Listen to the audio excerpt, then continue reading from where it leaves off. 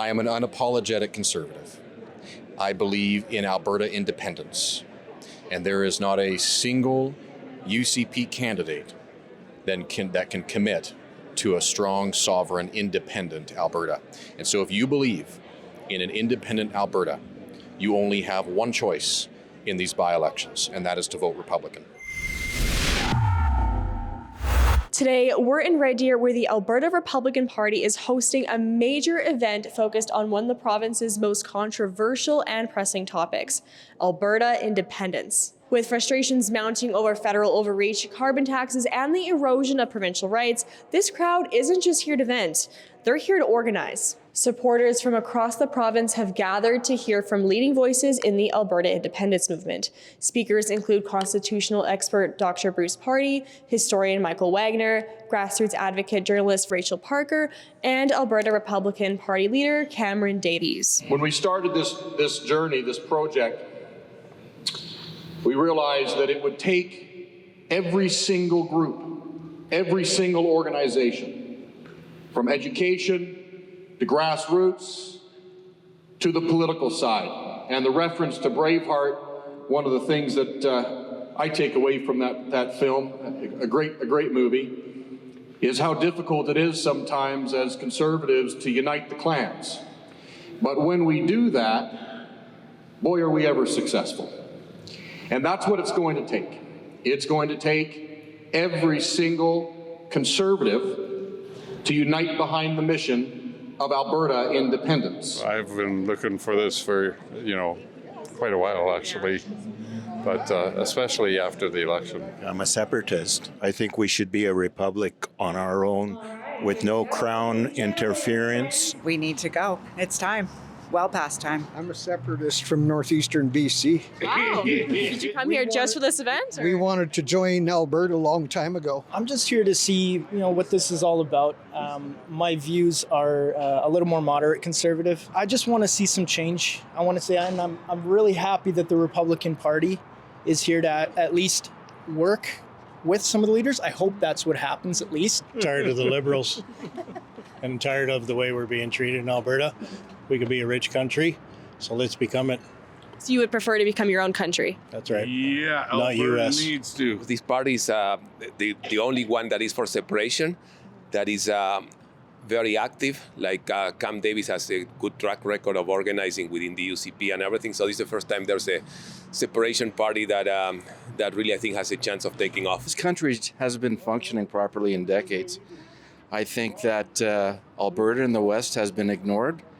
I think this previous election really showed how the center of politics in running this nation is Ottawa and Quebec. And we can't function as a country with this setup. So I'm done. I'm ready to move on. As Sheila would say, there are at least 3 or 4 different pipelines that could be built, right? And even just one, the Transatlantic Pipeline, I think there's one in BC as well, and there's also the Keystone Pipeline. I think those would lower prices dramatically for not just Alberta, but for Canada. Former Reform Party leader Preston Manning recently wrote that if Canadians vote for you, it's a vote for Western secession. You opted not to run in an Edmonton riding, even though you grew up there. You have not yet campaigned west of Winnipeg. So what are your thoughts on Mr. Manning's comments, and what is your plan to address Western alienation concerns? Well, a couple of things. I as you know, born in Northwest Territories, grew up in Alberta. I resolved to no one in terms of my understanding of the West, my connection to the West, and I'm part of a government that governs for all of the country and very much for the West. I think such dramatic comments are unhelpful at a time when Canadians are coming together. What's the legal case for separation under Canadian law, and what obstacles should Albertans be aware of? Boy, that's a big question. So basically, we have a 1998 decision of the Supreme Court that dealt with the possible separation of Quebec. And what the court said in that case was that if a province holds a referendum on a clear question and a clear majority of people support it, then that triggers a process of negotiation to leave.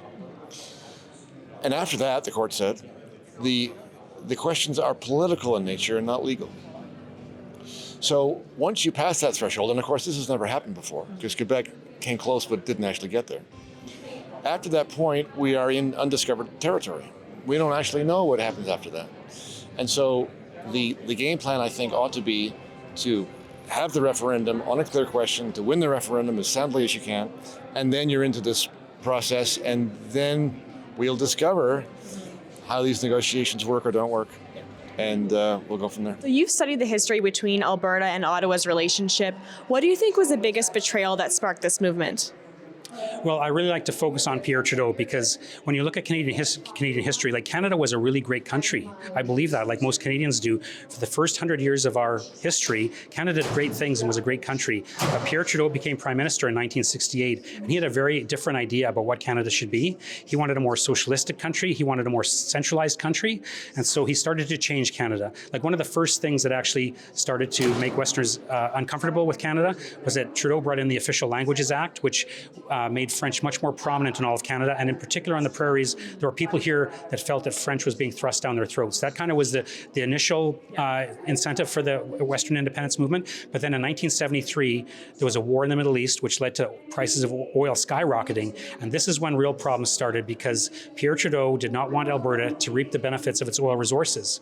He kept the price of oil within Canada artificially low for the benefit of the eastern provinces, and he put an export tax on oil to the United States. When Alberta exported our oil to the United States, the federal government would take a huge percentage of that revenue. Now, that was the first time in Canadian history that something like that was done.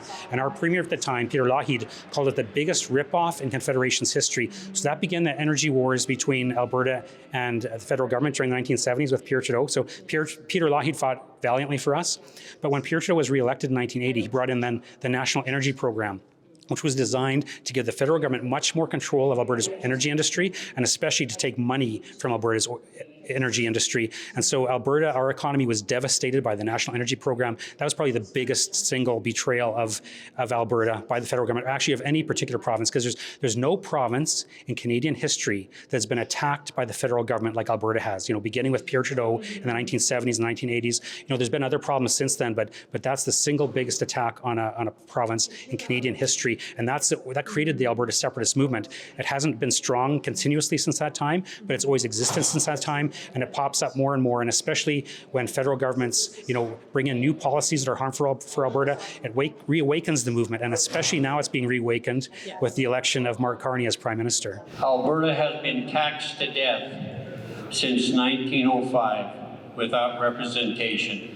We cannot change it because the power brokers will never allow us to change it. When I went to that press meeting and I explained the things we wanted, there were belly rolls around that table, and one of Trudeau's guys got up and said, "We've got the power now, why the hell would we relinquish it?" And that's the answer. They are not going to relinquish it. What makes 2025 the most important time for Alberta separation? Well, I think much what we explained today is the tide has shifted, and I think people are beginning to understand that Confederation is not only not working for Albertans, it's designed against Albertans. And I think with the election, it's just brought a little bit more of a spotlight back to Alberta. So many people in the West think that these grievances are unwarranted, but unfortunately, this is more than just a decade of grievances of a Liberal government. This is 120 years of Albertans having to fight for many of the things that have been privileged to the rest of Canada. So I think the time is just right as a result of some of the circumstances surrounding the current environment. It sounds like the fourth straight term of the Liberals in Ottawa has given many Albertans the thought that they live in a country that is alien to them. They don't understand how Canadians in other parts of the country are thinking about things. And that has given lift to the separatist movement. It's been around for a long time, of course, but this may be the moment where there's a critical mass of people. Maybe we'll see. But the political environment right now is such that 2025 and 26 may be the moment when the thing comes to a head. Especially because of the ability now to get a referendum. We never had the citizen initiative opportunity before, so there's never been an opportunity like we have now to get a referendum on independence. So the referendum on independence is closer now than it's ever been in Alberta history for sure. So I think this is the strongest that the movement has been, and we're closer to it than ever before. Separation has been in single digits for most of its history, and then it jumped slightly to double digits. And now we have polling that is being done not by biased parties, but independent government sources. Janet Brown, for example, has just done one for the UCP. And now we have 35 to 47% of Albertans. 51% want to see a plan for separation. So I think that should be enough to indicate that Alberta is definitely taking this very serious. We know we got a guy who is a World Economic Forum leader.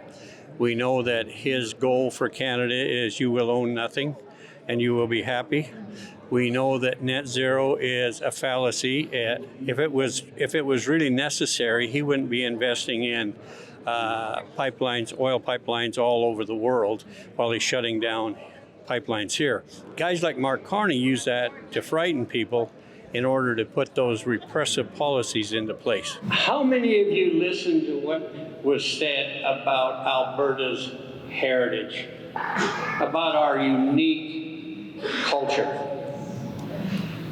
Does anybody believe the stories that the Eastern commentators and op-eds about Alberta has no culture? And definitely, Alberta has not been around to have any sort of heritage. If you believe that, please stand. If you don't believe it, please give yourself a hand. For those who aren't familiar with the Alberta Republican Party, how does it set you apart from other provincial parties such as the UCP? The UCP is under a growing cloud of corruption.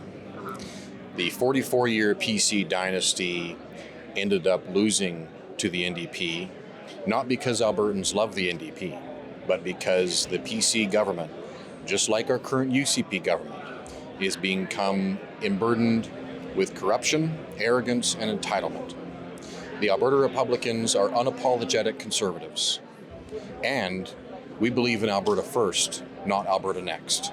And for those Indigenous communities that have concerns about separation, how would you address them? We believe that all Albertans have a seat at the table, that for too long, Indigenous communities have been not even a partner in Confederation, just like Alberta has not been a partner. Indigenous communities have been in an abusive and toxic relationship with both the monarchy and the Crown and Ottawa for far too long. And we believe that an independent Alberta is a unique opportunity to forge a lasting relationship as partners, with every Albertan having a seat at the table. And we can build a brighter and bolder future together. And separation has been seen as something unrealistic or something extreme. What would you say to those who would say that Alberta should just work within the system? Well, Jason Kenney just called us the fringe again a few days ago. Albertans are not the fringe. We are freedom-minded people with grit and resilience and determination, and we know we've been treated wrong and unfairly by Ottawa for far too long, and it's time that we leave. As former MLA of Olds Didsbury, why would you endorse the new runner, Cameron Davies? Well, I think that we have to have a beacon that we're moving towards. We have to have a voice. We've got all this noise out here. Everybody's got a different opinion.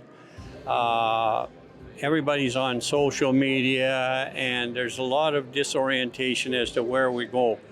You know, now, at this time, things are serious. We got to make some serious decisions. So I know that when I was in Edmonton, that every time I spoke, it made headlines. So that's really important. When Cameron gets there, and I really think he can win, every time he stands in that legislature, he's going to make news. So now the people that are in the independence movement, they've got something to focus on. This guy's up there representing independence. He's getting the attention locally, nationally, and probably around the world, because this is getting really serious. So I think that's important to send him up there so that we have a voice in Edmonton that actually reaches the rest of the world. Why should someone vote for you? I am an unapologetic conservative. I believe in Alberta independence, and there is not a single UCP candidate that can commit to a strong, sovereign, independent Alberta. And so if you believe in an independent Alberta, you only have one choice in these by-elections, and that is to vote Republican. As tensions between Alberta and Ottawa continue to escalate, movements like this are gaining momentum, and a lot. Whether or not you support separation, one thing is clear: Albertans are no longer content with the status quo. If you want to see more unfiltered coverage of the Alberta sovereignty movement, head over to donegettingscrewed.com. Whether or not you support the separation, one thing is clear: Albertans are no longer content with the status quo. If you want to see more unfiltered coverage of the Alberta sovereignty movement, head over to donegettingscrewed.com.